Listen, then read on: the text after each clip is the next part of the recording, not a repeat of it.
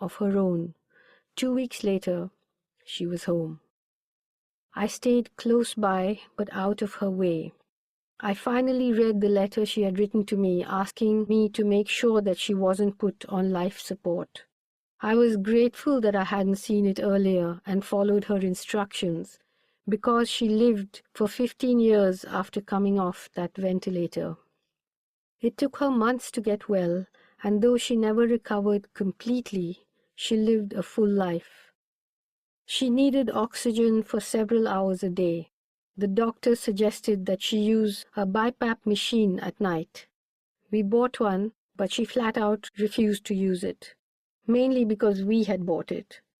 She was still suspicious and paranoid. It was a task to get her to take her medicines.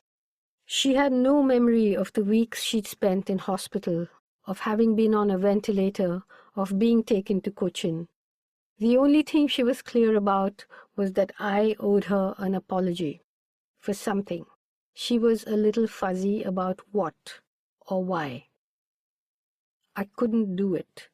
I decided to return to Delhi and wait for her to calm down. We hadn't yet told her about Mickey. We thought we'd tell her when she got better. We needn't have worried. When we finally did, it hardly seemed to matter to her. She just murmured absent-mindedly, "Poor fellow, he was such a nothing man." Back in Delhi, I went looking for Mickey's grave. He ought to have been buried in Anjum's graveyard. Then we could have made a room around his grave, and I could have lived there with him, in Anjum's Jannat guest house. Instead, he was buried in the Indian Christian cemetery in Burari, on the outskirts of Delhi. It was a wild, unkempt place, with small creatures scurrying around through the tall grass.